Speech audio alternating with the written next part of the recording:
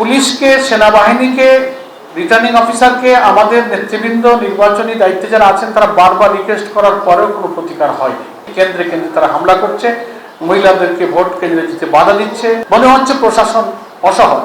কোন এক জায়গা থেকে নির্দেশিত হয়ে তারা যেন এখন বগুড়া এবং শেরপুরের দুইটি আসনে যে নির্বাচন অনুষ্ঠিত হচ্ছে তার গুরুতর কিছু অনিয়ম এবং একটা নির্বাচিত সরকারের দায়িত্বে পরিচালিত প্রথম নির্বাচনে খুবই দুঃখজনক ভোট কারচুপি, জাল ভোট, এজেন্টদের বের করে দেওয়া, সকালেই সিটে স্বাক্ষর নিয়ে নেওয়ার মতো অনেক আপত্তিকর ঘটনাগুলো ঘটেছে। এখনো নির্বাচন চলছে। আমরা দুপুর 12টা পর্যন্ত সকাল থেকেই আমরা যোগাযোগ রাখছি। ইঞ্জিনিয়ারিং এর অনেক কথা আমরা আগে শুনেছি। এখন নির্বাচিত সরকার অধীনের এই নির্বাচন যেন নিরপেক্ষ হয়, কিন্তু ওখানেই আমরা শুনে আসছিলাম ভয়, ভীতি, কেন্দ্রে যেতে না দেওয়া, এজেন্টদের উপরে হুমকি দেওয়া, বহু কিছু তখনই চলছিল। এই আমরা যে কয়েকদিনে সফর করলাম, আজকে সকাল থেকে ঠিকই দেখলাম সেই ধারণা সত্য ঘটেছে। আমি একেবারেই খুব সংক্ষেপে আপনাদেরকে কয়েকটা তথ্য দিচ্ছি। প্রধান তিনটা কাজ। একটা হচ্ছে যে সকালেই বিভিন্ন কেন্দ্রে এজেন্টদেরকে আগেই, যেটা একেবারে নির্বাচনী আচরণবিধির খেলাফ, প্রিজাইডিং অফিসার জোর করে আমাদের এজেন্টদের কাছ থেকে রেজাল্ট শিটে স্বাক্ষর করে নিয়েছেন, যার নিয়ম হলো ভোট গ্রহণ শেষ হবে, গণনা শেষ হবে, ফলাফল তৈরি হবে, তখন রেজাল্ট শিটে সব প্রার্থীর এজেন্টরা স্বাক্ষর করবে। সেই প্রিজাইডিং অফিসারের কিন্তু স্বাক্ষর নেই আমার কাছে, তার ফটোকপি একটা তো আমি হাতে হাতে জোগাড় করতে পেরেছি।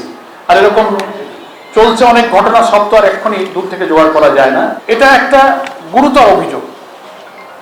এরপরে জাল ভোট দিয়ে সিল মারা হচ্ছে এবং এজেন্টদেরকে বের করে দেওয়া হয়েছে। অন্তত 12টা পর্যন্ত আমি শেরপুরে নির্বাচনী এলাকা আমাদের, সেখানে 3 আর 3, 6, 7, 8, 9, 10, 11, 12, 13টা ভোট কেন্দ্র, যেখান থেকে জোর করে এজেন্টদেরকে বের করে দেওয়া হয়েছে এবং জাল ভোট দেওয়া হচ্ছে সিল মেরে। কেন্দ্রগুলোর নাম আমি আপনাদেরকে বলতে পারি, আমার কাছে তার ফটোকপিও আছে, প্রয়োজন আপনি নিতে পারবেন।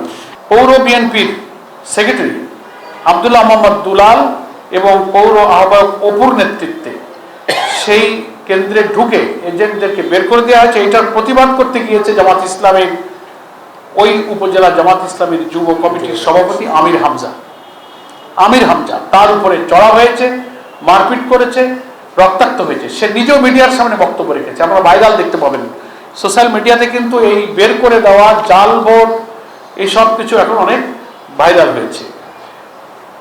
আর আগে তো আমি বললাম, যেটা সকালবেলাতেই রেজাল্ট শিটে সই করে নিয়েছে মালতীনগর সরকারি প্রাথমিক বিদ্যালয়, এটা বগুড়া 6 নির্বাচনী এলাকা, কেন্দ্র নম্বর 1। পুলিশকে, সেনাবাহিনীকে, রিটার্নিং অফিসারকে আমাদের নেতৃবৃন্দ নির্বাচনী দায়িত্বে যারা আছেন তারা বারবার রিকোয়েস্ট করার পরেও কোনো প্রতিকার হয়নি। সেখানে বিএনপি প্রার্থীর পক্ষ থেকে নিযুক্ত পেটোয়া বাহিনী কেন্দ্রে কেন্দ্রে তারা হামলা করছে, মহিলাদেরকে ভোট কেন্দ্রে যেতে বাধা দিচ্ছে, তাদেরকে অপমানিত করছে, লাঞ্ছিত করছে। মনে হচ্ছে প্রশাসন অসহায়। কোন এক জায়গা থেকে নির্দেশিত হয়ে তারা যেন এখন আন্ডান, তাদের কিছু যেন করার নেই।